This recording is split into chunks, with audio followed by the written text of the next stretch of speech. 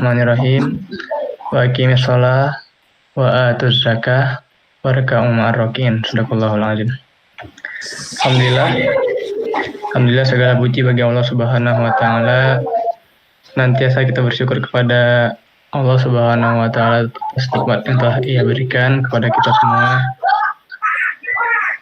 Yang mana sampai hari ini alhamdulillah kita sudah memasuki puasa yang ke-23 dan kita semua berharap apa yang sudah kita lakukan dalam perjalanan Ramadan kita ini, baik puasa kita maupun sholat wajib kita, infak dan sedekah kita, sholat tarawih dan witir kita, dan juga sholat tahajud kita, dan semua hal-hal yang terkait dengan sunnah-sunnah Ramadan, mudah-mudahan semuanya diterima oleh Allah Subhanahu wa taala. Kemudian selawat dan salam kita sampaikan kepada kedua kita Rasulullah Shallallahu Alaihi Wasallam, yang mengucapkan Allahumma sholli ala sayyidina Muhammad wa ala ali sayyidina Muhammad. Baik, alhamdulillah siang hari ini kita masih bisa berkumpul untuk mengadakan pengajian. Insya Allah pada siang hari ini kita akan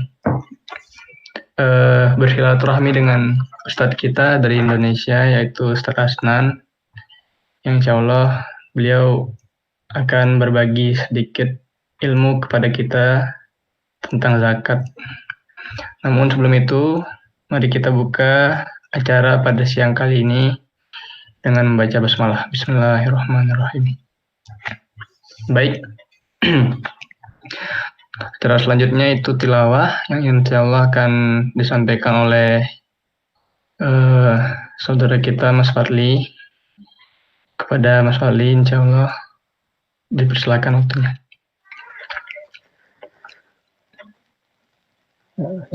Assalamualaikum warahmatullahi wabarakatuh. Jelas suaranya? Alhamdulillah jelas.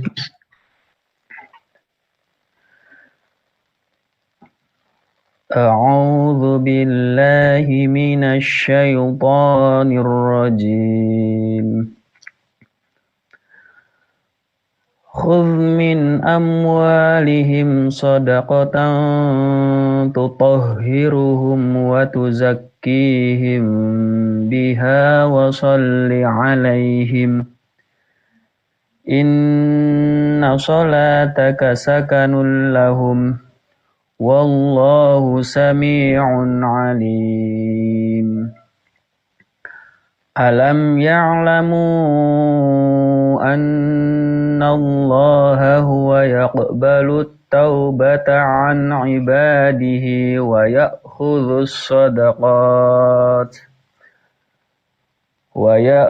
as-sadaqati wa anna Allah huwa at-tawwabur rahim.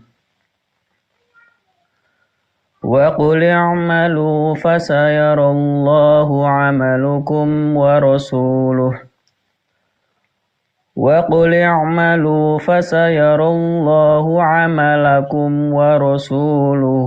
wal mu'minun. Wa saturadduna ila 'alimil ghaibi wasyahadati fayunabbi'ukum bima kuntum ta'malun. Shadaqallahul azim.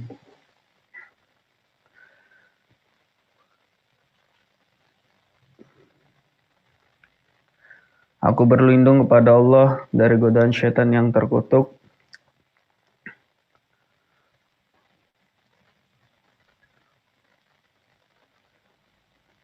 Ambillah zakat dari harta mereka guna membersihkan dan menyucikan mereka, dan berdoalah untuk mereka.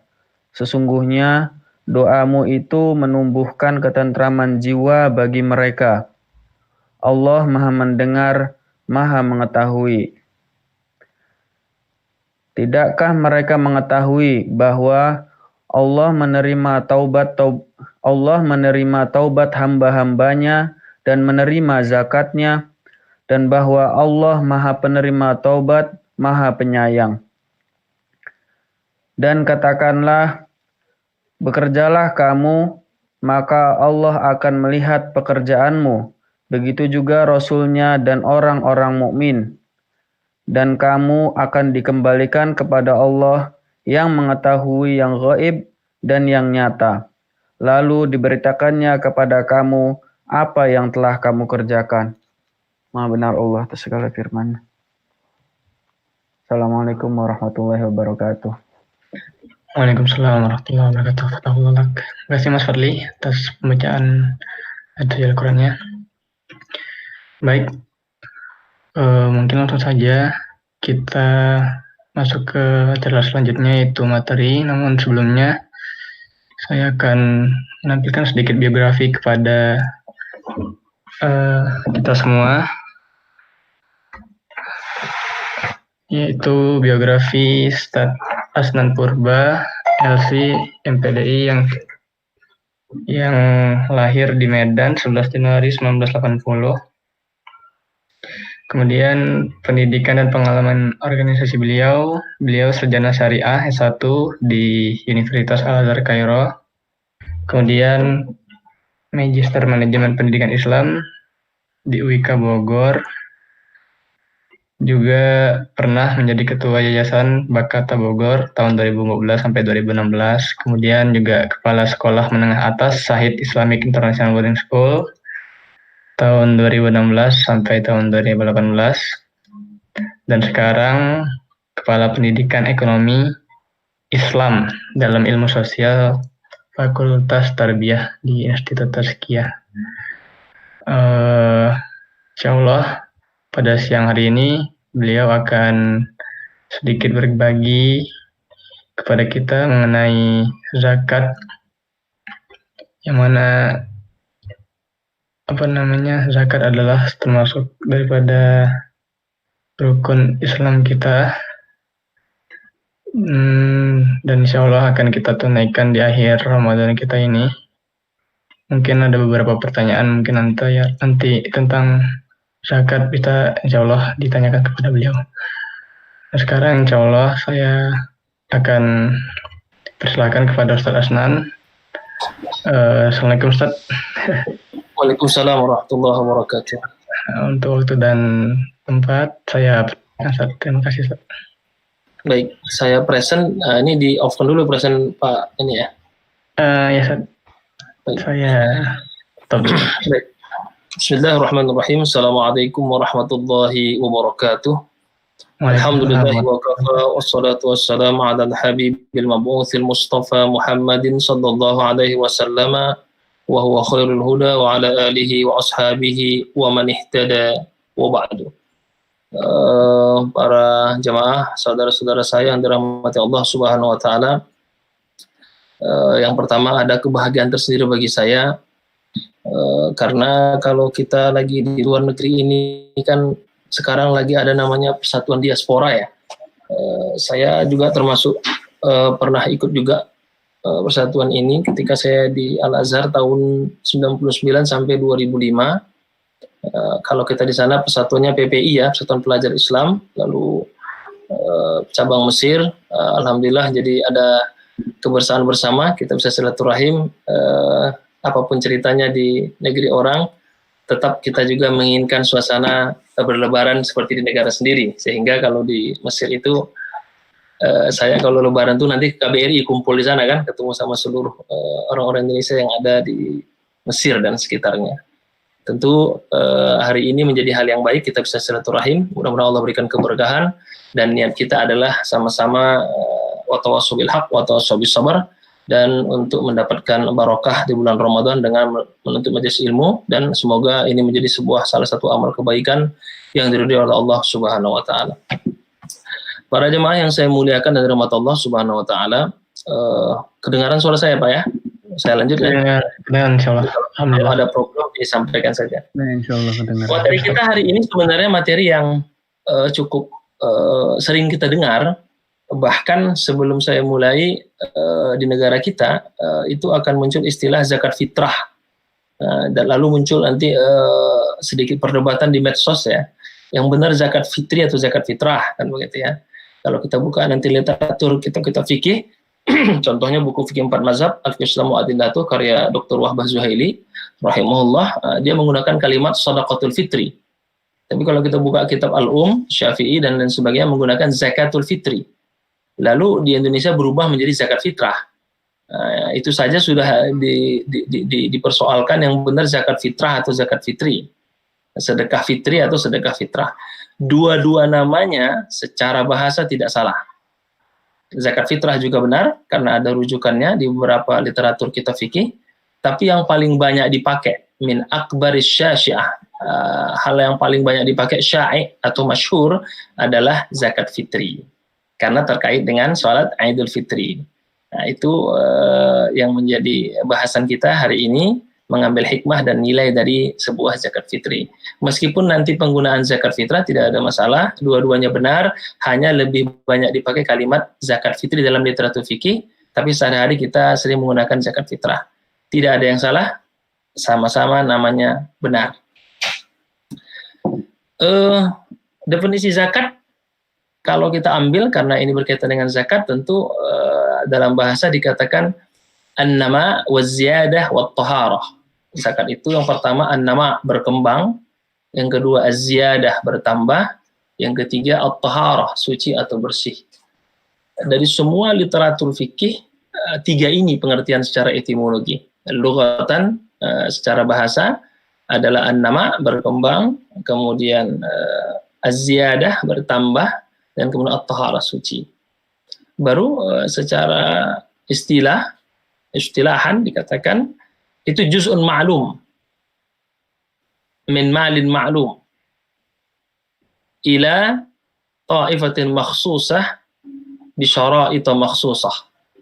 Jadi yang dimaksud dengan zakat itu adalah bagian yang telah ditentukan dari harta yang telah ditentukan dan diwajibkan, diberikan kepada orang-orang yang telah ditentukan pula, ibadatan sebagai bentuk ibadah, wa ta'atan, ketaatan kepada Allah, taqarruban sebagai bentuk kedekatan kepada Allah, wa taharatan, membersihkan dirinya, wa ala amwalihi, dan harta-hartanya, wa min amradil mujtama', dan dari penyakit masyarakat sosial. Jadi zakat itu kalau diterjemahkan, poin-poinnya adalah hartanya ditentukan, kemudian orangnya ditentukan, baik yang akan mendistribusikan, mengeluarkan, atau yang menerima. Kemudian satuan yang diberikan ditentukan. Kemudian waktu dan tata caranya juga ditentukan. Nah, baru setelah itu dipenuhi semua, itu sebagai bentuk ketaatan dan ibadah kepada Allah, membersihkan diri kita. Tadi yang dibaca oleh Qori tadi, itu bagian daripada hikmah zakat. Diri kita dibersihkan, harta kita dibersihkan, dan orang yang menerima pun dibersihkan. Nah, kalau untuk diri kita dibersihkan agar kita punya yang disebut dengan kesadaran sosial, punya modalitas sosial, merasakan berempati terhadap penderitaan orang lain. Kalau harta kita dibersihkan, mungkin dalam prosesnya, dalam pengambilannya ada sesuatu yang tidak pada tempatnya atau tidak sempurna. Seperti kita sholat, kalau lupa kan nanti sujud sahwi. Kemudian membersihkan penyakit masyarakat sosial agar tidak ada kebencian, kemudian ketimpangan, dan merasa bahwa tidak ada hal yang bisa menyatukan baik masyarakat kelas atas, kelas bawah, yang berkecukupan atau yang kekurangan. Nah, itu sebenarnya pengertian zakat secara umum yang nanti akan kita pertajam dan kita lebih definitif ke bagian zakat fitri atau zakat fitrah menurut istilah di negara kita. Ibnu Qutaibah menerjemahkan zakat fitrah itu adalah zakat jiwa. Jadi zakatul fitri hiya zakatun nafsi. Nah, jadi zakat itu ada dua, ada zakat mal, ada zakat nafsi atau zakat jiwa atau zakat fitri atau zakat fitrah. Nah, bedanya apa? Kalau zakat mal tentu bagi orang yang mampu mengerjakannya. Kalau zakat fitrah ini meskipun juga bagi yang mampu, tapi secara umum hampir bisa dikatakan semua orang pasti bisa melakukannya. Hanya bedanya kalau zakat fitrah ini kalau dia punya uang, dia serahkan, kemudian nanti kembali ke dia. Makanya kalau kita dulu di pesantren atau di kawan-kawan yang hidup di dunia pesantren biasanya ada namanya zakat fitrah tolak menolak ya. Jadi satu diberikan kepada temannya berikan ini balik ke dia lagi. Karena mungkin santri ini sama-sama kekurangan, jadi saling memberi balik lagi kan begitu ya. Nah itu kenapa? Karena zakat jiwa ini hampir semua kita insya Allah bisa melakukan. Kalaupun tidak mampu, maka akan sangat sedikit yang tidak bisa melakukannya. Sedangkan zakat mal tentu hanya orang-orang tertentu yang dengan kecukupan yang bisa melakukannya.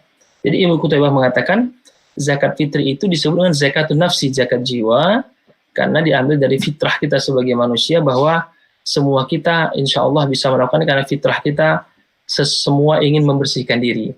Dan zakat fitrah merupakan zakat yang akan membersihkan ibadah puasa kita dari berbagai hal-hal yang mungkin kurang atau tidak sempurna, dan juga untuk membahagiakan saudara-saudara kita yang membutuhkan agar ketika berlebaran atau di hari fitri itu mereka tidak bersedih dan berbahagia sama bahagianya seperti kita. Karena Rasul mengatakan ada 2 hari umatku tidak boleh bersedih, yaitu Idul Adha dengan pembagian daging kurban, Idul Fitri dengan pembagian zakat fitrah. Syariatnya tadi dibacakan oleh qori kita, wa aqimus shalah wa atuz zakah, lebih detailnya khuz min amwalihim shadaqatan tutahhiruhum wa tuzakkihim biha. Tadi sudah dibacakan terjemahannya.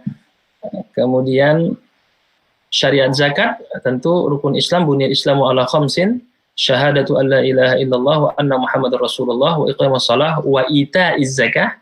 Saya memang potong hadisnya, sempurnanya wa shaumi ramadan wa hajjul baiti man istata'a ilaihi sabila. Jadi teks hadisnya itu adalah bunyal Islamu ala khamsin, Islam dibangun atas 5 perkara, syahadatu an la ilaha illallah wa anna Muhammadar Rasulullah, bersyahadat, wa iqamus shalah, menegakkan zakat, baru masuk ita'iz zakah, menunaikan zakat, wa shaumi ramadan, melaksanakan puasa Ramadan, dan yang terakhir wa hajjul baiti man istata'a ilaihi sabila.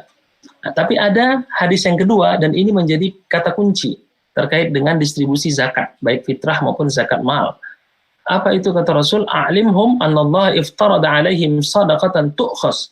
Bahwa zakat itu diwajibkan, prosesnya atau tata caranya adalah diambil dari orang-orang yang berkecukupan, orang-orang kaya, lalu didistribusikan kepada orang-orang yang membutuhkan. Hadis ini yang menjadi dasar pentingnya pengelolaan zakat secara profesional. Meskipun nanti dalam prakteknya masih ada sebagian kita yang mungkin karena ketidaktahuan atau kekurang percayaan atau juga ingin langsung berbagi, ya itu yang membuat akhirnya beberapa lembaga kita tidak maksimal. Tapi hadis ini menjadi dasar betapa pentingnya distribusi yang merata, distribusi yang betul-betul proporsional adalah dengan menggunakan dasar hadis ini. Perlunya ada badan atau lembaga yang mengelola ini dengan baik. Kalau di luar negeri, bahkan dia menjadi sebuah kementerian. Kalau di Mesir, tidak ada menteri agama, yang ada kementerian wakaf dan zakat. Kalau di Indonesia, berarti di bawah Baznas, Badan Amil Zakat Nasional, dan sudah ada undang-undangnya tahun 2011 tentang pengelolaan zakat. Itu adalah bentuk betapa pentingnya pengelolaan zakat itu secara bersama, agar penyebarannya, distribusinya juga proporsional dan tepat. Nah, sebenarnya kasus di negara kita seperti pembagian bansos karena sekarang PSBB ya, cukup belajar dengan zakat saja mereka. Bagaimana zakat dikelola itu sudah cukup, sehingga pembagian proporsional dan tahu mana yang paling membutuhkan, ring pertama, mana yang level kedua, ring kedua, sampai nanti terakhir ring road ya, level yang paling akhir yang berdasarkan skala prioritas. Kemudian standar zakat fitri. Nah, ini saya sampaikan dulu sebelum nanti kita masuk ke esensi hikmah, nanti baru tanya jawab ya. Kata Rasul, farada Rasulullah sallallahu alaihi wasallam zakat al-fitri sa'an min tamrin atau sa'an min syair 'ala al-'abdi wal hurri waz zakari wal unsa was saghiri wal kabiri minal muslimin. Hadis ini ketika ditelusuri oleh para ahli hadis, Rasul ingin mengatakan dari penjelasan hadis ini bahwa zakat fitrah itu semua kita kalau bisa mengeluarkan. Karena kalimatnya didetilkan. Kalimatnya itu zakatul fitri, farada Rasulullah 'alal 'abdi, terhadap hamba. Wal hurri, orang yang bebas. Waz zakari, laki-laki. Wal unsa, perempuan. Was saghiri, anak-anak kecil. Wal kabiri, yang sudah dewasa. Minal muslimin. Lihat kalimatnya di situ. Didetilkan untuk menegaskan Karena bisa dikatakan mayoritas kita pasti bisa melaksanakan zakat fitri ini. Kalau memang tidak bisa, tentu persentasenya sangat kecil, karena Rasul ingin katakan ini kan tidak basar, so'an min tamr, yaitu satu so' dari kurma yang nanti kalau dikonversi, nah itu nanti menjadi 2,5 kilogram atau 3,5 liter kalau menggunakan liter. Nah, jadi tidak begitu berat, dan nanti diceritakan pada surah At-Taubah, nanti ada kisah di akhir akan saya sampaikan bagaimana orang bersedekah itu. Banyak orang, ada seorang sahabat pakai satu sok itu sudah diterima oleh Allah Subhanahu wa taala. Wa amara biha an tuaddi qabla khurujin nas ila shalah. Dan diperintahkan untuk dilakukan pemberian ini sebelum orang-orang melaksanakan ibadah salat Idul Fitri. Artinya zakat fitri ini berlaku sampai sebelum ditegakkannya salat Idul Fitri. Yang kedua, hadisnya kalimatnya berbeda. Kalau tadi lebih kepada orang yang harus diwajibkan melaksanakan itu, yang kedua kepada prosesnya. Lihat kalimatnya, farada Rasulullah sallallahu alaihi wasallam zakat al-fitri tuhratan lis-shaim. Rasulullah mewajibkan mengeluarkan zakat fitri, mensucikan orang yang berpuasa minal lagwi war rafas. Kalimat lagu itu diterjemahkan hal-hal yang tidak berguna, bercanda yang bukan pada tempatnya, apalagi berbohong. Kalau sekarang men-share materi-materi yang hoak, men-share hal-hal yang belum diuji kebenarannya, itu kata-kata lahu. Warrofas itu kata-kata kasar dan kata-kata yang menyakitkan, berkata kotor, merendahkan orang lain, menghina orang lain. Digunakan kalimat al-lahu warrofas. Kita buka aja dalam Al-Quran, walladzina hum a'udzu minasyaitonir rajim walladzina hum 'anil lagwi mu'ridun. Ciri-ciri orang beriman itu dikatakan di situ qad aflahal mu'minun, terus nanti wallazina hum 'anil lagwi mu'ridun adalah meninggalkan hal yang tidak ada gunanya. Nanti hadis Rasul diperkuat, min husni islamil mar'i tarkuhu ma la ya'ni. Di antara kesempurnaan keislaman seorang itu adalah meninggalkan hal yang tidak produktif kepada hal yang produktif.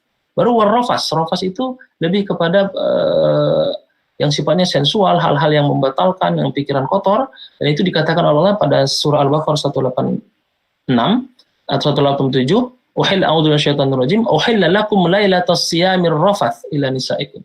Jadi digunakan kalimat ini bahwa mungkin ibadah puasa kita itu nanti ada hal-hal yang tidak pada tempatnya, omongan kita, perbuatan kita, atau pikiran kita yang tidak baik, maka zakat fitrah itu membersihkan ibadah kita dari hal-hal tersebut, wa tu'matan lil masakin, dan untuk memberikan kebutuhan atau kecukupan makan dan kenyang bagi orang-orang miskin. Faman addaha qabla shalah. Kalau dilakukan sebelum salat Idul Fitri, maka dikatakan sebagai zakat fitri. Waman a'daha ba'da shalah, ketika dilakukan setelah salat, fahiya shadaqatun minas shadaqat. Dia merupakan sedekah, bukan lagi zakat. Apa bedanya antara zakat sama sedekah? Zakat itu dikeluarkan atas perintah Allah sebagai kewajiban, ditentukan kadar dan ukurannya. Sedekah itu dikeluarkan juga atas perintah Allah, tapi sifatnya anjuran, tidak ditentukan nominal dan kadarnya. Itu bedanya antara sedekah dengan zakat. Sedekah lebih umum, pemberian karena Allah, baru terbagi sedekah sederhana, tidak ditentukan jumlahnya, sedangkan zakat diwajibkan dan ditentukan kadar dan ukurannya serta ketentuan-ketentuan. Jadi kalau sebelum sholat namanya zakat fitri, sesudah sholat yang menjadi sedekah biasa, kita memberi orang yang sedekah saja, bukan dikatakan sebagai zakat fitri atau zakat fitrah. Lalu seperti apa kewajibannya? Berdasarkan hadis tadi dikumpulkan dalam kitab Fiqhul Islam wa Adillatuh karya Dr. Wahab Az-Zuhaili, Fikih 4 Mazhab, bahwa satu syaratnya harus Islam, beragama Islam. Yang kedua merdeka, yang ketiga menemui 2 waktu antara Ramadan dan Syawal. Artinya zakat fitrah ini hanya diwajibkan ketika masuk awal Ramadan dan ketika masuk awal Syawal sebelum sholat Idul Fitri. Nah, di situ nanti waktunya. Lalu di negara kita, di Indonesia, mungkin kebijakan dari pemerintah ada namanya membayar di awal, ya. Tidak masalah, yang penting di awal Ramadan. Kan sempat kemarin rame ya, viral, perdebatan, ada amalan baru membayar sebelumnya. kalau membayar ketika masuk Ramadan nggak ada masalah sebenarnya. Tapi ketika membayar sebelum Ramadan, itu yang bermasalah. Itu yang berkaitan dengan bulan Ramadan. Ya, jadi menemui 2 waktu antara Ramadan dan Syawal. Kemudian mempunyai harta lebih dari kehidupan sehari-hari. Artinya saat ketika masuk Ramadan atau ketika berakhir Ramadan sebelum sholat Idul Fitri ada beras atau ada harta yang cukup yang bisa dia keluarkan pada saat itu. Jika tidak ada maka tidak wajib. Bahkan mazhab Maliki, salah satu mazhab yang banyak di Timur Tengah, kan 4 mazhab ada Hanafi penyebaran di daerah Afrika, kemudian Maliki di Timur Tengah, Syafi'i di Asia Tenggara atau Asia, kemudian Hambali daerah Eropa dan sekitarnya. Mazhab Maliki bahkan mengatakan boleh berhutang, dikatakan dalam teksnya wajaza an yastadina lidaf'i zakatil fitri in qudira wa amina ayanfa'u fi mab'ad. Boleh dia berhutang, bahkan berhutang jika memang berdasarkan hitungan matematisnya dia bisa bayar nanti. Itu saking pentingnya menunaikan zakat. Bahkan kita dibolehkan berhutang kata mazhab Maliki jika kita memprediksi kita mampu bayar. Misalnya nanti baru keluar uangnya atau ada THR-nya habis lebaran gitu. Sekarang nggak bisa dibayar mungkin ya, tapi udah pasti udah keluar MOU-nya, sudah keluar struknya, uang akan diterima habis lebaran. Nah, itu boleh kita berhutang kata mazhab Maliki karena sudah ada hitung-hitungan bahwa bisa dibayarkan nanti habis lebaran dengan keluar THR-nya, keluar gajinya sehingga bisa melunasinya. Sampai seperti itu dibolehkan oleh mazhab Maliki berhutang untuk berzakat fitrah ini demi untuk memenuhi kewajiban zakat fitri yang merupakan zakat jiwa atau zakat diri kita sendiri. Kemudian yang dikeluarkan itu yang saya kata tadi, soal itu adalah berdasarkan hitungan-hitungannya makanan pokok di suatu daerah. Nah, kenapa kita boleh beras? Kalau di zaman saya tidak tahu makanan pokoknya apa. Dia menggunakan namanya teori analogi atau kias. Apa itu al-kias? Kias itu teori analogi hukum menggunakan kalimat al-aslu, hukmul asli, al-far'u, illatul hasli, hukmul asli. Jadi pertama menggunakan hukum asal bahwa wajib mengeluarkan zakat fitrah. Cabangnya makanan pokok. Ilahnya hubungannya sama-sama makan pokok, maka hukum asalnya kalau sama-sama makan pokok maka boleh dikeluarkan, tidak harus seperti pada masa Rasul gandum, yang penting itu sama-sama makan pokok maka boleh mengeluarkan dengan makanan pokok di daerah tersebut. Dia menggunakan teori kias namanya, analogi perbandingan hukum. Ukurannya satu sok itu kalau dicoba dihitung itu ada 2, satu sok itu 4 mud. 1 mud itu 1 liter sepertiga sehingga dikali 4, kemudian ada yang mengatakan 2 liter sehingga menjadi 8, sehingga kalau dihitung genapkan itu yang menggunakan ukuran pertama menjadi 2,5 kilogram, terus ulama sepakat, tapi ada yang menggunakan 3,8 kilogram, tapi itu mazhab Hanafi dalam TVQ, tapi akhirnya kalau sekarang semua sepakat di 2,5 kilogram. Hanya bedanya kalau mazhab Hanafi saat itu mengatakan boleh dengan uang, sedangkan mazhab yang lain mengatakan hanya dengan makanan pokok. Saya kira ini hanya literatur kajian fikih, karena majelis ulama baik di luar negeri bahkan di Mesir sekalipun itu sudah mengeluarkan fatwa bahwa membayar zakat fitrah ukurannya 2,5 kilogram bisa dengan makanan pokok atau dengan uang. Bahkan di Mesir waktu saya di sana 6 tahun, saya baca fatwanya, salinannya itu menggunakan seperti di Indonesia, membayar zakat fitrah 2,5 kilogram, kemudian bisa bayar dengan beras atau dengan uang. Di Mesir juga bisa bayar dengan gandum atau dengan uang seharga 2,5 kilogram. Meskipun di fikih perbedaannya kalau makanan pokok 2,5 kilogram, kalau pakai uang tentu mengambil ukuran Hanafi 3,8 kg. Tapi sebenarnya tidak ada masalah karena di mazhab Hanafi sendiri Abu Yusuf, murid salah satu mazhab Hanafi itu menggunakan 2,5 kg. Yang menggunakan tinggal adalah Muhammad Shibani. Jadi mazhab Hanafi itu ada 2 muridnya yang terbesar, Abu Yusuf dan Muhammad Shibani. Shibani menggunakan 3,8 dan mazhab Hanafi, Abu Yusuf lebih kepada pendapat majelis ulama 2,5 kg. Ini hanya informasi saja. Tapi fatwa ulama di semua negara sudah sepakat 2,5 kilogram bisa pakai uang atau dengan menggunakan makanan pokok. Waktu dibayarkan, semua ulama sepakat hari terakhir Ramadan. Artinya berakhir Ramadan, masuk Idul Fitri, maka namanya zakatul fitri. Fitri itu kan berakhir Ramadan masuk ke Idul Fitri. Artinya sudah berbuka, sudah selesai, maka itulah kewajibannya. Tapi jika dibayarkan lebih awal boleh. Nah, itu mazhab Syafi'i membolehkan awal Ramadan yang dipakai sekarang di Indonesia karena pandemi ini. Tapi mazhab lain mengatakan 2 hari sebelumnya. Nah, tapi terlepas dari perbedaan itu, kalau ditanya kapan afdolnya, tentu malam takbiran menjelang sholat, karena disitulah masuk kewajiban itu. Tapi kalau ditanya demi profesionalitas dan profesional, kapan, lebih baik di awal supaya panitia lebih mudah untuk menyalurkannya. Jadi yang ingin saya sampaikan, meskipun ini tertulis dalam kitab fikih, pada prakteknya tentu lebih baik dibayar lebih awal agar memudahkan distribusi dari panitianya. Bahkan di Indonesia sudah mulai itu menutup, kalau sudah masuk 10 hari terakhir ya, karena sekarang pandemi, itu nutup sebagian masjid, termasuk di daerah Bogor, saya mengisi pengajian, ditutup. Kenapa? Karena 10 hari mereka ingin itikaf. Jadi sampai tanggal 20 ditutup, zakatnya nggak dibagi lagi, tanggal 21 mereka sebar, malamnya pengurusnya sudah itikaf. Nah, ini tinggal edukasi ke masyarakatnya saja, kesadaran untuk membayar dari awal, sehingga nanti lebih cepat untuk dibagi-bagi, agar 10 hari Ramadan, panitia bisa ikut juga itikaf beribadah, fokus, karena 10 hari itu kita lebih banyak beribadah, seperti sekarang ini mengaji untuk berburu malam Lailatul Qadar. Yang berhak menerima 8 asnaf. Jadi yang berhak diberikan itu 8 golongan. Surah At-Taubah ayat 60. Allah berfirman, "A'udzu minasyaitonir rajim. Innamas shadaqatu lil fuqara wal masakin wal 'amilina 'alaiha wal mu'allafati qulubuhum wa fil riqab wal gharimin wa fi sabilillah wa ibnis sabil faridatan minallah." Allah gunakan kata-kata terakhir itu diksinya faridatan minallah. Wallahu alimul hakim. Allah ingin tegaskan ini kewajiban 8 golongan ini. Ketika ada orang mempertanyakan, Allah tutup dengan kalimat kata kunci, Wallahu alimun hakim. Allah Maha tahu dan Allah Maha bijaksana. Kenapa hanya 8 golongan ini yang berhak menerima zakat?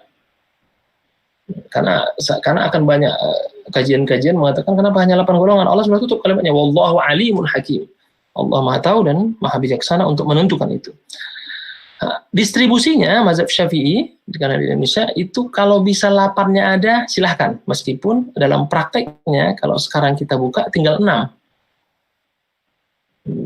Kenapa? Karena pertama fakir, kedua miskin, ketiga amil, keempat mu'allaf, kelima berhutang, keenam budak, ketujuh fisabilillah, ke-8 musafir. Musafir udah jarang ada kan? Karena kalau sekarang orang musafir malah jalan-jalan, beda dengan musafirnya dulu. Dulu kan memang berjalan mencari hadis, menemukan hadis. Seperti Ibnu Batutah misalnya. Kalau sekarang kan musafirnya jalan-jalan biasanya, traveling. Kemudian yang kedua budak, nggak ada. Maka kalau kita lihat real dalam fikih Islam Adillah itu tinggal 6 sebenarnya. Kata mazhab Syafi'i juga tinggal 6. Nah, ulama membolehkan selain mazhab Syafi'i berarti mayoritas berarti Hanafi, Maliki, Hambali memberikan kepada satu golongan saja. Misalnya dari 8 itu kita ke fakir sajalah. Semua diberahkan. Boleh. Nah, pendapat Mars inilah berguna dahulu ketika kasus tsunami di Aceh tahun 2005, akhirnya waktu sepakat seluruh zakat diserahkan semua ke Aceh menggunakan pendapat ini. Bahkan mazhab Hanafi Maliki boleh ke satu orang saja. Jadi kalau tadi satu golongan mengambil segmen fakir saja atau miskin saja seperti kasus Aceh waktu itu tsunami, semua diserahkan ke sana, itu boleh. Bahkan mazhab Hanafi Maliki di antara mayoritas itu duanya keluar mengatakan boleh ke satu orang. Misalnya dia bagian dari miskin, tapi satu orang ini paling membutuhkan, misalnya dia mau operasi, mau butuh biaya, maka boleh satu orang ini. Bahkan, kata mazhab Maliki, jika sangat membutuhkan, semua 8 golongan bisa dibatalkan hanya satu orang ini saja. Misalnya, Uzubillah, kena COVID misalnya, kurang biaya, boleh semua zakat itu diberikan ke dia sendiri. Sampai seperti itu, pendapat para mazhab, karena memang tujuan awal dari zakat itu adalah untuk membantu orang yang membutuhkan. Sampai seperti itu penjelasan para ulama secara detail terkait dengan zakat ini. Nah, maka baru kita masuk. Kenapa penting kita zakat fitrah ini? Nah, baru kita bicara hikmah kan. Yang pertama apa? Tadi yang saya katakan di awal, zakatul fitri tuhratan lis-shaim. Zakat fitri itu mensucikan ibadah puasa kita. Karena puasa itu mungkin kata-kata yang tidak pada tempatnya. Dalam bekerja, kita mungkin suuzon. Kalau di Indonesia ini, sering saya katakan, dengan zakat fitri membersihkan dosa bapak ibu dari suuzon dengan share berita hoax, dengan share berita-berita yang tidak pada tempatnya. Kan kemarin sempat rame ya di Indonesia ini, ya, mungkin yang di Jerman bapak ibu tahu juga ya, tanggal 15 Ramadan akan terjadi peristiwa besar kan begitu ya, dengan munculnya hadis-hadis akhir zaman itu. Akhirnya semua orang kan rame membicarakan itu. Saking ramenya bisa seharian itu ya dibahas. Akhirnya apa yang terjadi? Ya tidak beribadah kan, sia-sia. Karena yang namanya kiamat itu pasti datang. Nggak usah dibahas begini, pasti datang. Yang perlu kita mempersiapkan diri. Banyak sekarang kajian-kajian akhir zaman, itu bagus memang dikaji, karena itu merujuk kepada hadis Rasul yang mengatakan aktsiru min hadhimil lazzat ada wahyal maut. Perbanyaklah membahas hal-hal yang menghilangkan rasa enak untuk makan, rasa enak untuk menuju dunia, apa? Membahas tentang kematian. Salah satunya cerita tentang kiamat. Tapi bukan berarti itu membuat kita jadi tidak melakukan apapun. Ini terjadi tahun 2017-18, saya diundang ke Blok Natuna ya, di daerah pengeboran minyak, daerah Riau itu. Mereka baru menerima kunjungan materi dari Ustadz tentang akhir zaman. Habis itu sampai 2 hari itu semua pada bingung, udah mau kiamat ini, mau resign semua, bingung pimpinannya. Akhirnya saya ditelepon, disuruh ke sana kan, saya berangkat hari Kamis sekitar 4 hari di sana, karena mereka punya program ya, perusahaan ConocoPhillips ya, pengeboran minyak di daerah Natuna itu, di Blok Natuna. Saya sampaikan ini hadisnya memang betul, hadisnya sahih, tapi kan sahih semua Ustaz. Iya itu sahih, tapi bukan berarti setelah ini Bapak berhenti bekerja, sudah fokus ibadah saja. Karena kita itu sering salah memahami maksud daripada agama itu. Nah, kita sering mengatakan saya ingin meninggal fi sabilillah, saya ingin meninggal husnul khotimah. Padahal kalau kita hidup menjalani hidup ini, itu juga sama mulianya dengan kita meninggal. Kan kalimatnya isyariman au mursyahidan. Hidup mulia berarti dengan beramal soleh. Yang kedua, atau meninggal menjadi orang mati syahid. Tapi bukan mati syahidnya yang dibesarkan, kita melupakan hidup mulianya. Makanya dalam sebuah hadis Rasul mengatakan, kalau kita diberikan panjang umur, maka berbaik sangkahlah la'allahu yazdad, kata Rasulullah. Kalau kita dipanjangkan umur, maka berbaik sangkalah mungkin kita diberi waktu untuk memperbanyak ibadah. Lihat kalimatnya. Tapi kalau diambil umur kita, kata Rasul, la'allahu yasta'tib. Maka berbaik sangkalah, karena kalau dia diambil nyawanya cepat, mungkin agar dia tidak banyak melakukan dosa. Nah, ini kan sudut pandang yang perlu dibangun bersama. Nah, inilah kita mengaji supaya membangun sudut pandang itu sebenarnya. Kata Rasul, kalau dipanjangkan umurnya, la'allahu yazdad, agar dia memperbanyak amal ibadahnya. Kalau diambil umurnya lebih cepat, la'allahu yasta'tib, agar dia berhenti melakukan maksiat. Sebenarnya kan begitu.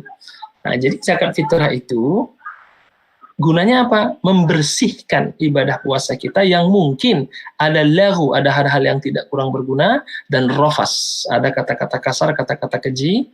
Nah, kalau di Indonesia masih banyak sebagian kita yang belum move on ya, masih dengan jagoannya, dengan junjungannya, sehingga terjadi terus begitu, akhirnya itu akan merusak ibadah puasa. Maka zakat fitrah membersihkan itu. Yang kedua, mengenyangkan orang-orang miskin. Gunanya zakatul fitri tu'matan, hadis di awal tadi saya katakan, memberi makan, mengenyangkan bagi orang-orang miskin yang membutuhkan. Yang ketiga, juga menyempurnakan. Kalau tadi kata Rasul menyempurnakan ibadah puasa, kata sahabat Waqi' Ibnu Jarrah mengatakan zakatul fitri syahr Ramadan kasajratis sahwi lis-shalah. Kalau tadi itu memperbaiki atau menyempurnakan ibadah kita yang kurang karena lagu atau rafas, maka hikmah ketiga apa? Menyempurnakan ibadah kita. Seperti kita sholat, lupa, maka dengan sujud sahwi. Seperti kita Ramadan ini, lupa beribadah, ketinggalan jamaahnya misalnya. Harusnya kalau ikut sunnah Rasul kan, Rasul itu karena Rasulullah ajwadu ma yakunu fi Ramadan. Rasul itu sebelum Ramadan ibadahnya dengan kecepatan misalnya intervalnya 6, masuk Ramadan harusnya 7, bukan dibalik. Sebelum Ramadan on time sholat, ketika Ramadan malah telat. Nah, ini kan berarti ada terbalik. Sementara Rasul ingin apa? Sebelum Ramadan sudah bagus ibadah, masuk Ramadan ajwad, ibadahnya lebih bagus lagi, masuk sebelumnya lebih bagus lagi. Harusnya kan begitu. Nah, mungkin dalam perencanaan itu ada yang kurang, ada yang alfa, maka kata Waqi' bin Jarrah, sahabat Rasulullah, semoga Allah meridhoinya, dia seperti sujud sahwi, menyempurnakan ibadah Ramadan yang kurang. Baru yang terakhir, mengentaskan kemiskinan, aghnum anit tawaf. Pastikan mereka tidak meminta-minta pada hari Lebaran itu. Arti ketika selesai Ramadan, semua berbahagia, tidak ada satupun yang tidak berbahagia. Dan hadis-hadis tentang sosial ini banyak sekali hadisnya. Misalnya, kafa bil mar'i isman, cukuplah seorang itu dikatakan berdosa, man bata syaba'an wajaruhu jaw'an, barang siapa yang ketika dia tidur dalam keadaan kenyang, tetangganya kelaparan. Itu banyak sekali hadis-hadis tentang modalitas sosial itu. Kata Rasul, cukuplah dia dikatakan sudah berdosa besar ketika dia malam tidur dengan nyenyak, sementara tetangganya kelaparan. Nah, itu kan luar biasa kalimat itu. Rasul katakan, kafa bil mar'i isman, man bata syaba'an wajaruhu jaw'an. Itu kalimatnya. Maka di sini dikatakan, aghnum anit tawaf, usahakan mereka supaya tidak meminta-minta pada saat itu. Jadi malam takbiran, malam hari Lebaran mereka sudah punya cukup dana, paling tidak 1-2 hari selama Lebaran itu mereka berbahagia. Mari kita lihat esensinya. Pertama, kenapa kita harus mengeluarkan zakat fitri? 1, menjalankan rukun Islam. Tadi dikatakan bunya Islamu ala khamsin. Ketiga, wa ita'uz zakah. Kedua, memahami keberkahan harta. Tadi apa? Khus min amwalihim. Karena ternyata harta yang kita terima itu ada orang lain dalamnya. Katakan dalam satu ayat Al-Quran, a'udzubillahi wa fi amwalihim haqqum ma'lum. Di antara harta itu ada hak-hak orang yang telah ditentukan, lis-sa'ili wal mahrum. Bahwa harta yang kita terima ini kan tentu ada sumbangsi orang lain, tidak bisa kita dapatkan sendiri. Nah, Bapak punya usaha tentu memerlukan karyawan, memerlukan pembeli, memerlukan orang lain yang untuk supaya berjalan, maka harta itu akan menjadi berkah ketika dia didistribusikan secara merata. Yang ketiga, menjadi ukhuwah Islamiyah. Ya, tentu akhirnya kalau kita berbagi, orang akan senang. Dan jangan sampai misalnya, kalau sehari-hari misalnya, karena dia pelitnya, na'udzubillah misalnya, dia kehilangan sesuatu, apa kata orang? Syukurin, kan begitu. Bahkan ada candaannya, hilang ya syukurinlah zakatnya itu, karena nggak pernah memberi zakat. Nah, kalau sampai sudah seperti itu kalimatnya, nah kita harus intuisi, berarti ada yang salah dengan ukhuwah kita selama ini. Ukhuwah Islamiyah yang Rasul jamin ketika muhajirin datang ke Ansor itu kan dengan apa? Yang sekarang dipakai oleh Buya Babe Hasan Haikal ya. 1 tolong 1. Itu teori ukhuwah yang dibuat Rasul ketika muhajirin Ansor datang ke Madinah. Orang Ansor masing-masing mencari siapa yang mau dibantu. 1 Ansor membantu 1 muhajirin. Ada yang ngasih istrinya malah sebagian. Ada yang seperti Abu Ayyub Al-Ansari membantu sahabat Abdullah bin Waqqas, membantu Abu bin Auf. Jadi 1 orang membantu orang lain. Ini kan yang dilakukan oleh Rasul ketika berhijrah dari Makkah ke Madinah. Ini ukhuwah Islamiyah. Kekuatan ukhuwah ini yang oleh para peneliti dikatakan sebagai model Ansor, kita telah punya teorinya, yaitu ukhuwah Islamiyah ketika Ansor membantu muhajirin. Maka ketika orang kaya membantu orang yang miskin. Tazkiyatun nafsi, membersihkan diri kita supaya kita itu berempati kepada orang.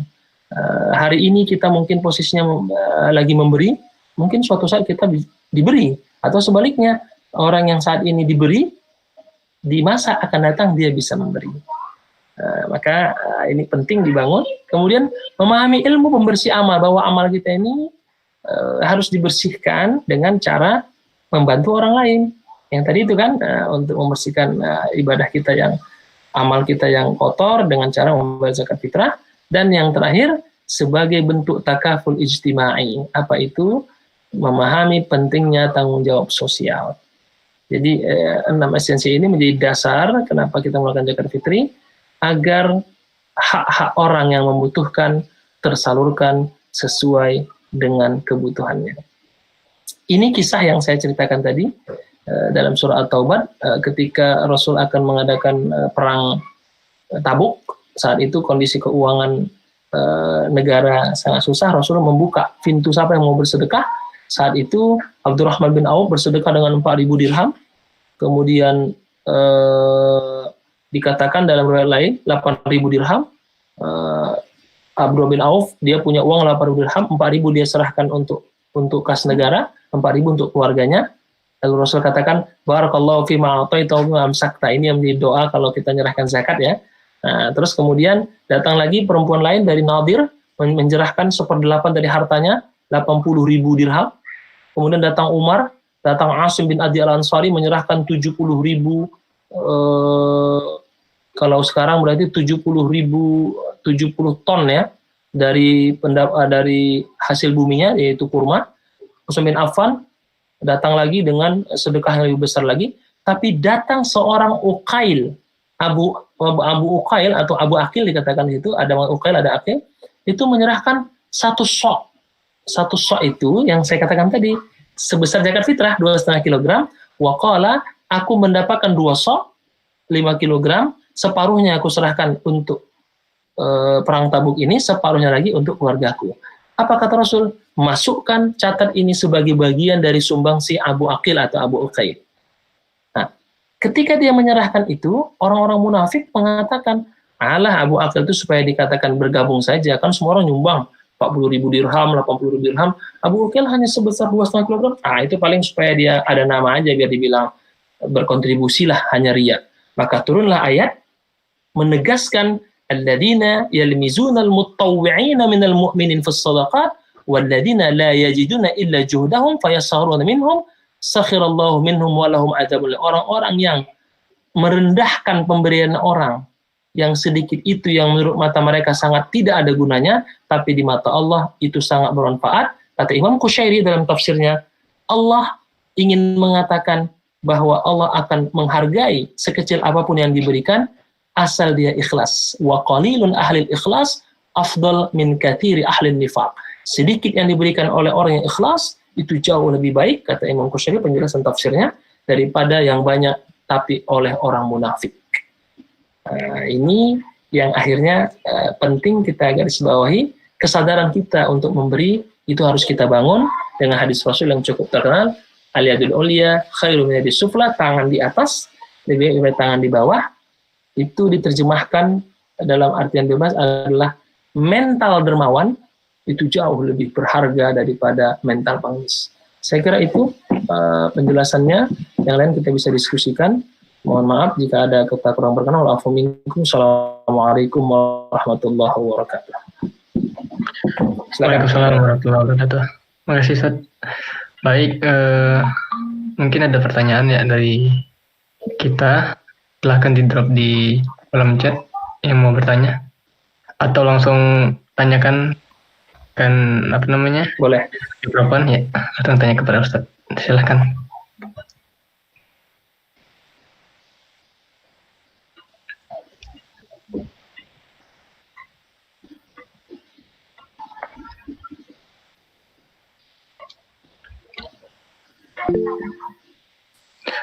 Baik Mas Wali, silakan Mas. Nanya Mas, langsung saja. Ya, assalamualaikum warahmatullahi wabarakatuh. Waalaikumsalam warahmatullahi wabarakatuh. Jazakallah khair Ustaz atas pemaparan materinya. Alhamdulillah sangat bermanfaat pengetahuannya kayak gitu. Nah, namun ada beberapa hal yang ingin saya tanyakan terkait dengan zakat ini. Nah, kita kan tinggalnya kan di luar negeri kayak gitu ya. Nah, sementara sangat sulit sekali untuk mengidentifikasi mustahik zakatnya itu sendiri gitu untuk di sini gitu. Nah, kira-kira menurut Ustaz sendiri ini nggak memindahkan zakat gitu loh, memindahkan zakat untuk ditunaikan di Indonesia. Kemudian sekarang juga kan kondisinya ya COVID-19 ini kan banyak ya teman-teman mungkin PHK kayak gitu, kemudian dari Indonesianya juga mungkin kurang nggak bisa transfer kayak gitu kan karena keterbatasan segala macam kayak gitu. Nah, sehingga ada mungkin yang beberapa yang memang secara kebutuhan jadi berkurang gitu ya, karena ya tadi ada yang mungkin PHK karena dia juga kayaknya dia juga secara pengeluaran dan pemasukan itu jadi nggak seimbang lagi gitu. Nah, apakah mereka yang seperti itu, ya khususnya mungkin teman-teman Indonesia yang mungkin kita sama-sama tahu, ya mudah-mudahan mereka juga Muslim kayak gitu. Nah, apakah mereka juga itu termasuknya dari Ibnu Sabil ya, yang musafir yang tadi Ustadz bilang, ataukah juga yang mungkin miskin, jadi antara miskin atau Ibnu Sabil kayak gitu. Nah, itu kira-kira menurut pandangan Ustadz sendiri gimana? Karena kita, apakah kita juga jadi kan afdolnya kan kita bisa menunaikan zakat di tempat kita di mana tinggal kan ya. Jadi kalau teman-teman itu juga memang bisa masuk, ya mungkin kita bisa saling ngebantu satu sama lain kayak gitu.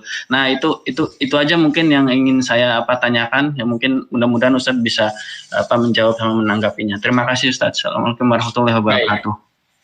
Waalaikumsalam. Saya langsung atau dikumpulin langsung aja ya? Takut lupa aja. Iya Mas, iya Ustaz, langsung aja Ustaz. Baik, yang pertama saya akan jawab bukan menurut saya hanya merujuk literatur buku saja. Nanti baru kita coba ambil simpulannya ya. Karena sebenarnya pembahasannya sudah dituntas dibahas dalam beberapa literatur kitab fikih dan beberapa pendapat para ulama. Yang pertama, bahwa zakat fitri itu kan tujuannya untuk membantu orang-orang yang berkebutuhan ketika masuk Ramadan sampai menjelang Idul Fitri. Oke, maka standarnya adalah saat itu ketika masuk Ramadan atau berakhir Ramadan masuk Idul Fitri atau Lebaran, posisinya butuh atau tidak. Kalau dia membutuhkan, maka dia sudah masuk dalam kategori orang yang membutuhkan. Kan dikatakan dalam surat At-Taubah ayat 60, 8 golongan, innamas shadaqat lil fuqara. Bahwa 8 golongan itu pertama fakir. Fakir itu dalam penjelasan fikih orang yang tidak berdaya, yang tidak bisa mendapatkan penghasilan. Al-faqru huwa man aqharahu nafsahu wa la yu'jiz 'anil amal. Yang dimaksud dengan fakir itu orang yang tidak berdaya, yang tidak bisa mendapatkan penghasilan di PHK misalnya. Kemudian dia sudah lanjut usia, sudah tidak produktif. Nah, itu dimasukkan karena orang-orang fakir yang dia tidak berdaya untuk mencari penghasilan.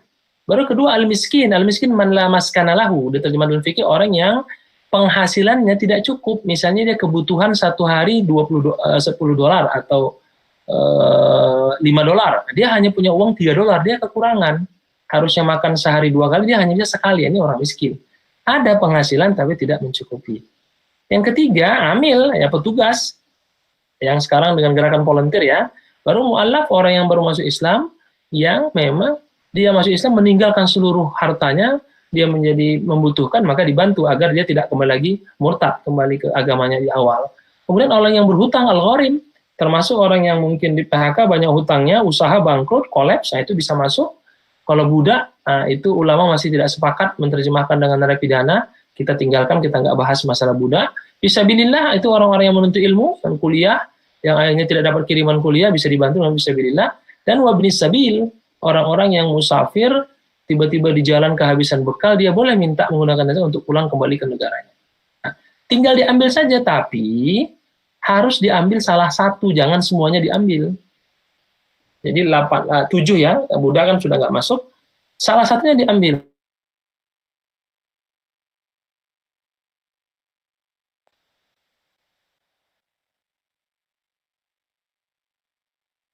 Tinggal kita menghitung saja, kita data, dia mengisi formulir. Nah, karena kan begini, orang itu ada 2 tipe, ada yang mengakui dia butuh, ada yang memang dia tidak mengakui, dan itu dikatakan dalam Al-Quran, as-sa'il wal mahrum, yahsabuhumul jahilu aghniya minat ta'affuf, ta'rifuhum bisimahum. Ada orang-orang yang dia sudah menekan rasa malunya, maka dia mengungkapkan, saya butuh uang, tolong saya. Berarti dia sudah menekan rasa malunya, lalu dia meminta. Ini disebut dengan apa? Wa ammas-sa'ila fala tanhar. Orang-orang yang meminta-minta, maka jangan engkau hinakan. Kenapa? Dia sudah menekan rasa malunya untuk meminta kepada kita. Maka di sini apa guidance-nya? Wa imma tu'ridanna anhum faqul lahum qawlan maysura. Kalau engkau menolak, tidak bisa bantu, maka berikanlah kata-kata yang baik. Jangan menyakiti, karena dia sudah menekan rasa malu untuk meminta. Tapi ada satu lagi, at-ta'affuf, al-mahrum. Dia butuh, tapi karena harga dirinya jauh lebih tinggi daripada kebutuhannya, dia tidak menyatakan. Nah, yang kedua ini kita perlu gunanya pemimpin. Kita perlu gunanya koordinator yang bisa tahu dia sebenarnya butuh, tapi karena harga dirinya mengalahkan kebutuhannya, dia diam saja. Dan masa Rasul ada sahabat yang seperti ini, dia sebenarnya butuh. Tapi karena ingin membantu, dia serahkan kepada orang yang membutuhkan. Dan itu kisah Ali bin Abi Thalib. Dan itu diabadikan dalam surat Ad-Dahr. Apa itu? Wa yut'imuna ta'ama ala hubbihi miskinan wa yatima wa asira. Jadi dia mau buka puasa, datang orang miskin, dibagi 2 potongannya, datang lagi orang tawanan, dibagi lagi jadi 1/4, datang lagi jadi 1/8. Hanya makan 1/8 dia. Lalu turun ayat wa yu'thiruna ala anfusihim walau kana bihim khassasah. Sahabat Rasul itu mendahulukan orang lain padahal dia butuh juga. Orang-orang seperti ini perlu kepekaan kita sebagai temannya, sebagai pimpinan kita dalam suatu komunitas agar tahu ini bagaimana supaya dia terbantu. Maka serahkan ke dia dengan cara diberikan langsung, akhirnya nggak bisa menolak, ini ada bantuan begitu ya, atau dia diberikan pekerjaan yang dengan pekerjaan itu kita bisa memberikan bantuan kepadanya. Maka yang tadi ditanyakan tadi, apakah bisa masuk? Tinggal dilihat saja, mereka mau nggak mendata dirinya? Kan tidak semua orang mau. Itu yang saya katakan tadi, ada yang di as-sa'il, yang memang dia berani, saya butuh nulis dia. Ada yang memang mahrum, dia butuh, tapi harga dirinya itu lebih tinggi dari kebutuhannya. Maka itu perlu kita yang harus peka untuk membantunya, dengan segala cara, agar dia bisa menerima bantuan tersebut. Maka silahkan bisa dimasukkan. Pandemi-pandemi bisa dimasukkan orang yang butuh, yang di PHK itu bisa masuk kategorinya, cuman diambil salah satunya, tidak diambil semuanya. Itu yang pertama. Yang kedua, bagaimana kita zakat? Apa kita harus berikan kepada di luar daerah? Ulama fikih sepakat, jika memang tidak ada, maka boleh keluar daerah tersebut. Tapi ketika di tempat kita sudah memang betul-betul pasti tidak ada yang membutuhkan. Karena itu tadi pada Khalifah bin Abdul Aziz, saat itu saking sudah sempurnanya semua di daerahnya, akhirnya dia harus keluar kan ke kota lain, itu boleh. Tapi kalau masih ada di tempat itu yang butuh, maka di tempat itulah yang lebih dibutuhkan.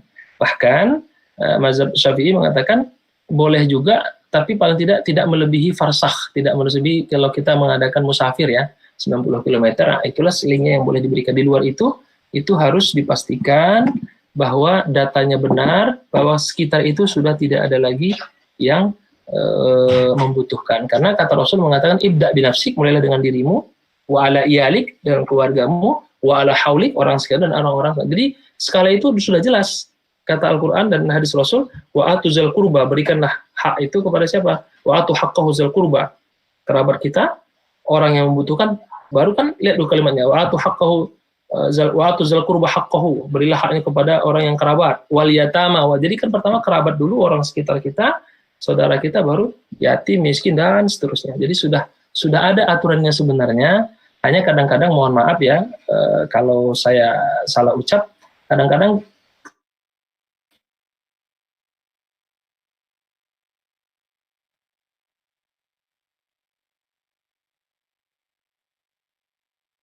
saya bilang harusnya salah Bapak kalau ngasih saudara. Kenapa begitu? Ya zakat setahun sekali, harusnya tiap bulan Pak bantu saudaranya, bukan waktu zakat baru bantu. Itu namanya mengambil momentum zakat agar bisa saudara tidak lupa kita. Kalau bisa tiap bulan dibantu, nggak harus nunggu zakat setahun sekali kan begitu. Karena saudara itu perintahnya apa? Bantulah orang-orang yang pertama kerabat di antaramu, baru saudaramu, baru seterusnya. Jadi pastikan tidak ada kebutuhan di daerah situ, baru kita keluar dari daerah tersebut. Saya kira itu Pak. Wallahu a'lam bishawab. Jazakallah khair Ustaz. Jelas Mas Li atau ada yang kurang silakan. Ya Mas sudah, Rafid. Alhamdulillah. Mas Rafid tadi mau nanya, silakan Mas. Ya, Assalamualaikum warahmatullahi wabarakatuh. Waalaikumsalam. Ya, ini saya ada beberapa pertanyaan. Tadi kan mengenai untuk zakat itu kita keluarkan ketika kita mempunyai penghasilan yang selama setahun penuh. Ya. Nah, saya ada mendengar juga untuk mengenai zakat ada lagi yang namanya zakat tabungan. Nah, ini juga apakah untuk zakat tabungan dengan zakat penghasilan ini dibedakan? Dan kalau dibedakan berapa persen atau berapa kilogram dari makanan pokok ini, Ustaz? Baik. Ya, betul. Saya akan putar itu zakat mal ya. Saya buka dulu filenya.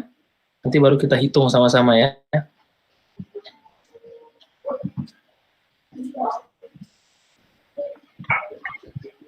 Itu Pak cukup ya? Ada lagi yang tanyakan? Saya buka dulu. Saya nambahi tentang zakat mal juga. Ya,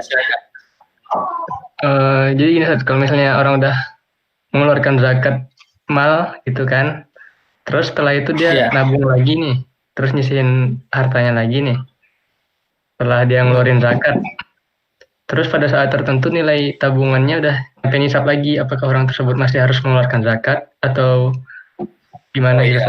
Artinya dia mengeluarkan zakat 2 kali dari satu harta yang dimiliki atau gimana? Terus gimana alasannya gitu? Baik, kelihatan nggak ini? Saya buka dulu ya. Itu zakat mal, bukan bahasan zakat fitrah ya. Saya buka dulu nih. Udah saya siapin juga. Takutnya nanti ditanya. Memang sengaja disiapkan 2 karena saya zakat fitrah. Saya bilang, oh zakat fitrah kayaknya bakalan zakat mal nanti ujung-ujungnya. Saya siapin filenya ya. Kriteria harta wajib zakat ya. Ini zakat mal. Kita lihat. Harta zakat itu kriterianya 1, dimiliki secara sempurna. Al-milkut tam. Jadi kalau masih statusnya kredit,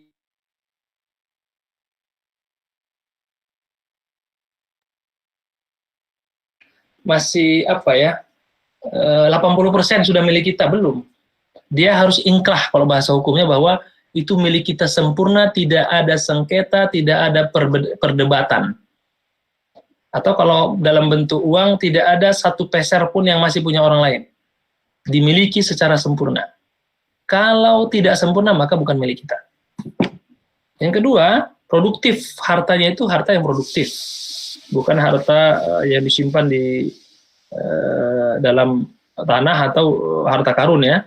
Kemudian melebihi nisab, ada nisabnya. Jadi tidak semata-mata dikeluarkan semua. Tapi saya ingin sekali berzakat Ustaz, berinfak saja, nggak usah berzakat, karena ada standarnya kalau zakat itu. Yang keempat, melewati haul. Artinya sudah 1 tahun. Ini bukan haul NU ya, kan ada haul yang kiai meninggal, itu beda lagi.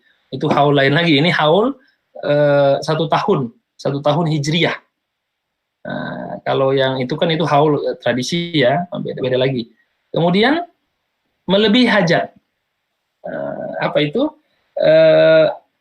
Yakfihi anil hajat al-asliyah, melebihi kebutuhan pokoknya. Artinya hutangnya sudah terlunasi, semua terlunasi, ada sisa lebihnya dan dia tidak terganggu kalau itu digunakan, maka itu dikatakan harta baru bisa dizakati. Jadi 5 ya. Sempurna, produktif, amalul mustafad, melebihi nisab, mazada nisab, mazada anil haul, melewati 1 tahun, tapi 1 tahun Qamariyah Hijriyah bukan Masehi ya. Karena kalau Hijriyah itu kan pergantiannya ba'dal maghrib dan 360 hari, sedangkan Masehi kan pergantian jam 00. Beda. Kemudian melebihi hajat. Yakfi anil hajat asliyah. Kita lihat dulu. Terakhir, selamat dari hutang. Tidak ada masalah dengan hutang. Berarti kalau hutang nggak bisa dizakatin. Sempurna. Tidak sempurna misalnya dipinjam tanpa harapan kembali. Saya ada uang, tapi belum kembali, harta wakaf, itu nggak bisa dizakati. Milik pihak tertentu secara massal. Milik bersama, jadi tidak bisa diwakafin. Dikeluarkan harta negara, nggak bisa dizakati. Misalnya usahanya itu punya negara, nggak bisa dizakatin. Kemudian harta pinjaman, tidak bisa dizakatin. Produktif, disimpan dalam bentuk uang atau emas, diinvestasikan pada pihak lain, dijadikan modal usaha, perdagangan, pertanian dan sebagainya. Saya percepat, melebihi nisab, ini nisabnya ya, kalau emas 5 gram, perak, perdagangan, tabungan, pertanian. Kemudian kalau ini lewatin saja. Melewati haul adalah haul hijriyah ya, bukan Masehi. Jadi kalau 1 Ramadan 1440, berarti 1 Ramadan 1441 baru keluar hijriyahnya. Melebihi hajat, yang itu dia bisa hidup. Makanan penyambung hidup, kemudian pakaian, berarti primer, sekunder, dan tertiar, tempat yang melindunginya selamat dari hutang. Oke, itu terkait dengan kriteria zakatnya. Nah, pertanyaannya, bagaimana cara mengeluarkan zakatnya? Tadi dihitung saja, nisabnya sudah sampai, haulnya terpenuhi, maka dibayarkan. Kalau tabungan, kita lihat hitungannya di sini. Kalau untuk tabungan, kita hitung tabungan ya. Kita ambil contoh menghitung tabungan dulu sebentar. Zakat penghasilan. Sebentar, slide keberapa deh, tabungan.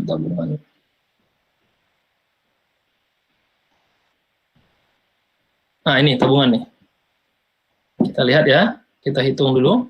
Kita hitunglah karyawati. Kebetulan ini contohnya karyawati, perusahaan swasta membuka rekening tabungan pada awal April 2019 sebesar 30 juta.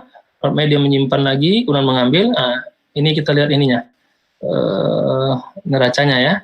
Nah, dia masuk, saya buat bulan April, masuk uang. Nah, setelah diambil, nabung lagi. Nah, 1 April 2019, 1 April 2020.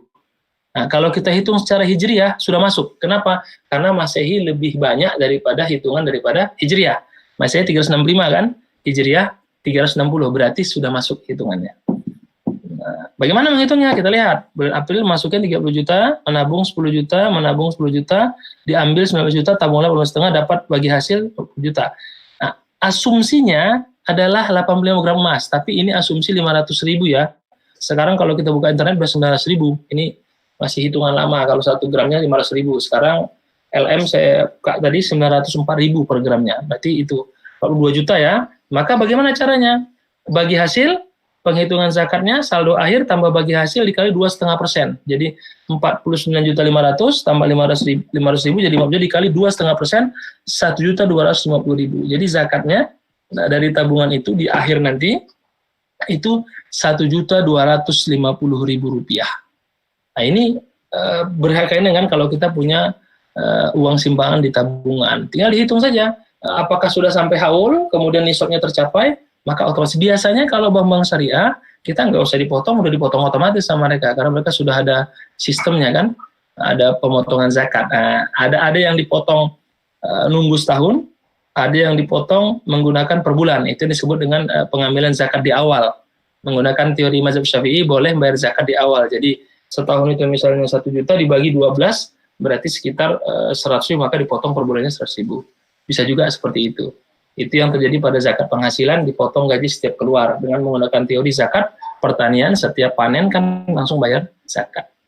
Saya kira begitu penjelasannya. Jadi lihat simpanannya, kalau disimpan betul deposito atau uang simpanan, ya dihitung dulu harus sudah setahun, haulnya, tercapai nisabnya, baru dikeluarkan 2,5%.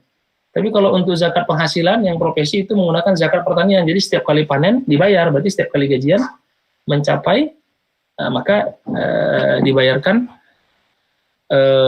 sesuai dengan kebutuhannya. Kita lihat yang pertanian ya. Pertanian, saya lihat dulu biar cepat. Kalau pertanian itu kategorinya zakat penghasilan, kategori pertanian. Jadi setiap kali panen baru dibayarkan. Saya buka dulu yang ini penghasilan ya. Ini zakat profesi. Zakat profesi. Maaf. Zakat profesi. Nah, itu lihat pemotongan bruto setelah dikurangi iuran pemotongan logat pajak, zakat profesi 520 kg beras. Kalau asumsi 1 kg itu 10.000 berarti 5.200.000. Berarti setiap kali panen, berarti hitungannya zakat profesi setiap kali gajian. Nah, kalau gajiannya sudah melebihi itu, kalau di Jerman berarti hitung aja di Jerman berapa hitungan asumsi kalau pertaniannya 520 dikali 1 kilonya berapa, tercapai, setelah dipotong semuanya, bersih, maka keluarkan 2,5%. Nah, seorang karyawan, penghasilan 6 juta, banyak pengeluaran, diambil dari mana? Dari harta kotornya, bukan setelah dipotong semua ya, 6 juta gaji per bulan, ya sudah, 6 juta dikali 2,5%, maka hasilnya menjadi 150.000 diambil setiap kali dia mengambil gajinya. Dan ini sudah berjalan kok di Indonesia bagi PNS, bahkan kami di Tazkiyah juga dosen-dosen yang sampai ya, kalau nggak sampai nggak dipotong langsung per bulan pengambilan zakatnya. Demikian Pak, Allah alam bisawab.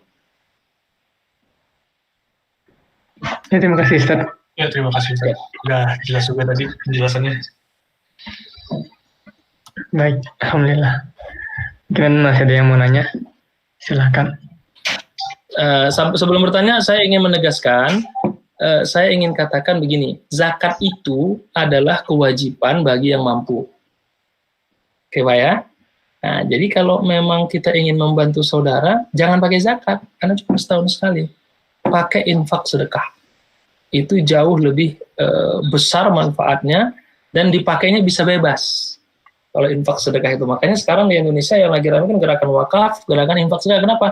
Karena orangnya itu tidak ta'yin. Tapi kalau zakat memang dia sudah kekeh. 8 golongan itu nggak bisa keluar dari situ. Nah, itu makanya sekarang kan banyak orang lebih banyak gerakannya ke jiswaf ya, zakat, infak, sedekah.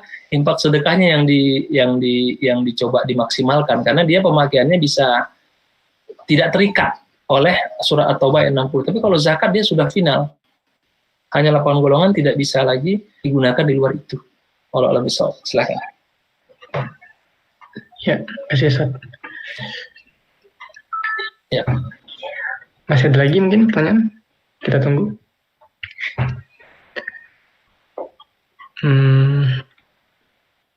Baik, mungkin kalau sudah tidak ada. Terima kasih Ustaz atas ilmu yang diberikan hari ini. Alhamdulillah sangat bermanfaat buat kita semua yang ada di sini. Untuk selanjutnya mungkin kita beralih ke, nggak ada pertanyaan lagi nih ya? Atau masih ada? Baik, mungkin sudah tidak ada. Di YouTube juga nggak ada. Di YouTube udah nggak ada juga, Ustaz. Oh iya, ini kita juga live stream di YouTube. Oh iya, silakan. Tapi udah nggak ada, Ustaz, insyaallah. Alhamdulillah. Ya. Oke, Ustaz. Baik, terima kasih kepada Ustaz Asnan atas materinya, atas ilmunya tentang zakat fitrah dan juga zakat mal tadi. Untuk selanjutnya mungkin ada pengumuman mungkin dari Koordinator Keluarga Islam Aachen, Mas Fadli, tentang zakat di Aachen mungkin, atau gimana? Putar pertanyaan gimana caranya mungkin kita di sini yang mau berzakat. Kepada Mas Fadli mungkin bisa saya persilakan. Assalamualaikum warahmatullahi wabarakatuh. Waalaikumsalam. Tuh Pandu ada pertanyaan dulu katanya itu di WA group. Oke, saya lihat. Sebentar ya, udah. Sok deh ada Oh ya Mas, ini ada pertanyaan. Mas Ustaz, lupa lagi. Ustaz, ini ada pertanyaan lagi Ustaz dari Mas Ali namanya. Apakah non Muslim berhak menerima zakat? Bagaimana pandangan termasuk tema ini? Baik. Menarik ya, pembahasan non-muslim ini namanya zimmi ya, dalam Islam itu namanya zimmi. Zimmi itu adalah orang yang hidup bersama kita dan dia tidak mengganggu kita, maka namanya zimmi. Tapi kalau dia hidup bersama kita, mengganggu kita, menzalimi, itu namanya harbi. Untuk zimmi ini Rasul sudah mengatakan dalam sebuah hadisnya, man ada dzimmiyan fa ana khasmuhu yaumil qiyamah. Barang siapa yang menyakiti sesama manusia yang zimmi, bukan muslim, dia akan menjadi musuhku pada hari kiamat. Dan itu sudah ditulis, banyak sekali ditulis, salah satunya oleh orang Indonesia, Dr. Sulaiman Hidayat MA, dalam salah satu disertasinya, tesisnya S2, Mu'amalatul Muslimin ma'aghairul Muslimin fi daulatin wahidah. Bagaimana interaksi muamalah sosial terhadap non-muslim dalam satu negara. Jadi zimmi itu harus kita hormati dan harus kita hargai. Terus bagaimana dengan zakat? Semua ulama memang sepakat untuk zakat mutlak bagi orang-orang Muslim saja. Karena surah At-Taubah 60. Tapi mazhab Hanafi dalam salah satu qaulnya mengatakan boleh memberikan kepada zimmi. Nah, kenapa? Karena menurut dia zakat itu membantu fakir miskin. Fakir miskin nggak disebutkan Muslim atau non-Muslim. Maka zimmi boleh, kata mazhab Hanafi ya, dari mazhab yang lain. Tapi dengan catatan ketika kaum Muslim sudah terpenuhi kebutuhannya. Dengan catatan itu sama dengan kasus daging kurban, saya agak melebar dikit, boleh diberikan. Kata Imam Hasan al-Basri, la ba'sa an tut'imal yahudiyya wan nasrani, memberikan daging kurban kepada non-muslim, dengan catatan lagi-lagi yang muslim sudah terpenuhi. Jadi hanya mazhab Hanafi yang membolehkan zimmi dibantu, dengan catatan jika tidak ada lagi muslim yang diberi bantuan. Kalau masih ada, maka muslim yang didahulukan. Al-aula fal-aula, menggunakan skala prioritas. Demikian, Allah a'lam bishawab. Baik, alhamdulillah. Kemudian ini ada lagi, Ustaz. Apakah janda termasuk bagian penerima zakat? Bisa, tapi masuk yang mana dulu? Jandanya dikategorikan dulu. Misalnya dikategorikan jandanya fakir, berarti janda-janda tua, kan begitu? Atau janda miskin, berarti janda-janda muda yang dia nggak bekerja, belum dapat suami, kan begitu ya, bisa masuk. Tinggal dimasukkannya dia masuk ke janda yang mana. Gitu. Apakah janda karena fakir, berarti janda-janda yang sudah tua, atau janda miskin yang memang dia nggak ada, ya masih muda tapi nggak bekerjanya nggak cukup dan belum dapat suami yang cocok, gitu ya. Asal jangan janda yang ketiga yang ganggu semua orang, itu nggak masuk ya. Jadi dimasukkan dia ke fakir atau ke miskin atau janda ke mu'alaf misalnya. Jadi tinggal dimasukkan ke golongan itu. Nah, jika bisa dimasukkan maka dapat. Tapi kalau jandanya sendiri tidak bisa. Ingin membantu bagaimana? Nah, gunakan selain zakat, infak atau sedekah. Termasuk anak yatim juga nggak bisa masuk zakat.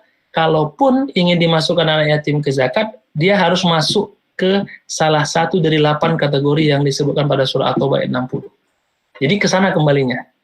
Kalau nggak masuk, ya berarti nggak bisa masuk. Tapi bisa dibantu dengan infak atau sedekah atau donasi-donasi lainnya yang bukan zakat. Demikian, Allah a'lam bishawab. Baik, Ustaz. Kemudian ini ada lagi mungkin ini di Jerman, Ustaz, mungkin ada banyak mahasiswa yang kerja part-time gitu kan. Ya. Cuman gara-gara COVID ini mereka udah nggak part-time lagi gitu. Jadi bisa masuk. Bisa fisabilillah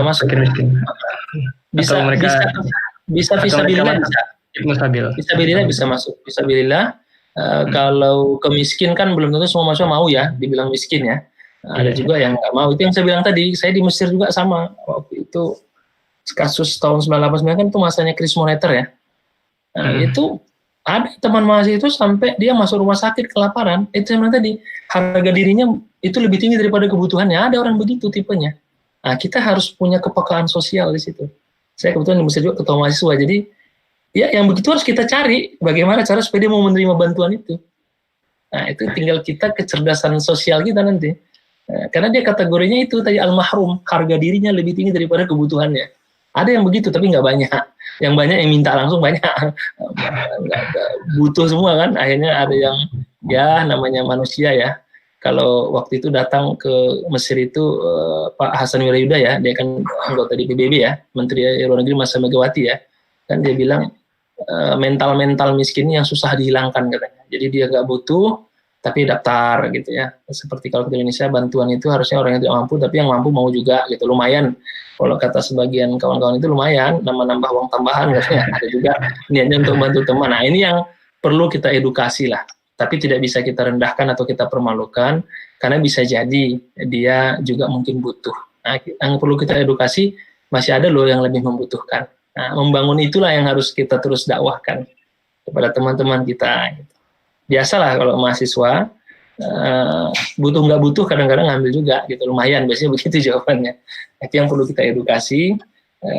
Tinggal kita harus lebih jeli aja memetakan database-nya harus kuat, ini butuh ini enggak, kebutuhannya seperti apa. Nah, itu yang harus kita sebagai ketua mahasiswa atau korlapnya harus betul-betul punya data yang baik. Demikian, Allah a'lam bishawab. Makasih Ustaz.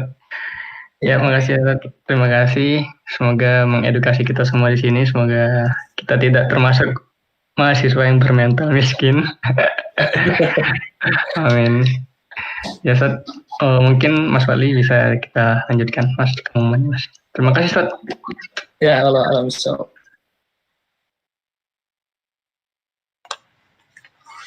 Ya, jazakallah khair Ustadz atas materinya. Saya selaku koordinator KIA mengucapkan jazakallah khair sehingga teman-teman mudah-mudahan bisa mendapatkan pelajaran terkait dengan zakat ini, khususnya untuk zakat fitri yang insya Allah sebentar lagi akan kita tunaikan bersama kayak gitu ya. Nah, adapun dari KIA seperti yang tadi disampaikan juga, insya Allah mungkin teman-teman mulai dari sekarang kira-kira sudah bisa sudah bisa meniatkan yang kira-kira teman-teman ingin berzakat fitri ya, bukan zakat fitrah. Tidak apa-apa, boleh. Itu juga sebetulnya saya juga awalnya bingung zakat fitrah apa zakat fitri ya. Udah deh zakat, saya taunya zakat fitri kayak gitu kan. Ya udahlah tulis zakat fitri aja di pengumuman. Walaupun itu ya sebagian masuk kategori nggak penting dibahas, tapi ya nggak apa-apa tuliskan di awal. Rame di medsos zakat fitri zakat fitrah. Silakan. Iya, takutnya kan bikin publikasi terus diprotes kan, ini kok Fitri sih bukan Fitra. Ya, tapi terlepas dari itu saya sangat berharap ke teman-teman semuanya yang terutama yang hadir di sini mudah-mudahan bisa mengambil pelajaran, mengambil ilmunya kayak gitu, kemudian bisa menunaikan dengan baik zakat fitri ini sehingga kita juga bisa mendapatkan hikmah daripada yang tadi disampaikan oleh Ustadz. Nah, adapun untuk teman-teman yang lain, mohon teman-teman yang di sini juga bisa menginformasikan ke teman-teman yang lain agar bisa menunaikan zakat fitri kayak gitu ya, dengan batas waktu yang tadi juga udah disampaikan sama Ustadz sebelum pelaksanaan sholat Id. Kalau misalnya setelah sholat Id itu termasuknya adalah sodaqoh. Jadi teman-teman yang satu wohnung kayak gitu, satu tempat tinggal, kemudian satu perkumpulan, tolong bisa disampaikan bersama-sama kayak gitu ya. Kita sama-sama aja saling mengingatkan kayak gitu ke teman-teman yang lain agar bisa menunaikan zakat fitri ini untuk melengkapi daripada shaum Ramadannya kita kayak gitu ya. Nah, adapun untuk untuk media teman-teman bisa menunaikan, tadi Ustadz juga sudah menyampaikan. Jadi mudah-mudahan kita juga dari KIA juga bisa secara memanfaatkan intelektualnya kita. Mudah-mudahan kita bisa memilih-milih kayak gitu, bisa menunaikan zakat di sini sehingga bisa menemukan ada mustahik yang mudah-mudahan bisa kita sampaikan kayak gitu ya, zakat fitrinya kita kayak gitu. Nah pun ada juga mungkin media-media yang lain yang mungkin teman-teman juga bisa, yaitu ada juga kan dari Ziswaf-nya Forkom kayak gitu ya, zakat infak sodakonya Forkom juga kerjasama, Forkom Jerman itu kerjasama dengan beberapa lembaga zakat yang mungkin teman-teman juga bisa menunaikan di sana kayak gitu. Nah itu katanya sih maksimal besok kayak gitu ya, karena tadi juga yang tadi Ustadz sampaikan perlu untuk memanagenya gitu ya, karena memang skalanya besar, beda dengan yang mungkin kita mah hanya dari yang kecil saja kayak gitu, cuma skala besar kan perlu waktu. Jadi katanya sih insya Allah besok mulai paling lambat untuk pengumpulan zakatnya kayak gitu. Tapi insya Allah nanti dari KIA insya Allah akan menginformasikan terkait untuk menunaikan zakat ini. Jadi mudah-mudahan teman-teman juga mendapatkan informasi dari KIA kira-kira pos mana yang teman-teman bisa menunaikan zakat kayak gitu. Ya mungkin itu aja Pandu. Sekali lagi Ustadz jazakallah khair atas sharing ilmunya, mudah-mudahan bermanfaat buat teman-teman semuanya. Jazakallah khair. Assalamualaikum warahmatullahi wabarakatuh. Waalaikumsalam warahmatullahi wabarakatuh. Ya, terima kasih Mas Fadli. Baik, untuk pengumuman lebih lanjut mengenai zakat akan kita sampaikan melalui grup WhatsApp atau grup Line dan media sosial lainnya. Mungkin sampai sini saja siang hari ini. Terima kasih Ustaz. Saya ucapkan sekali lagi jazakallah khairan. Selamat bersiap-siap berbuka juga Ustadz.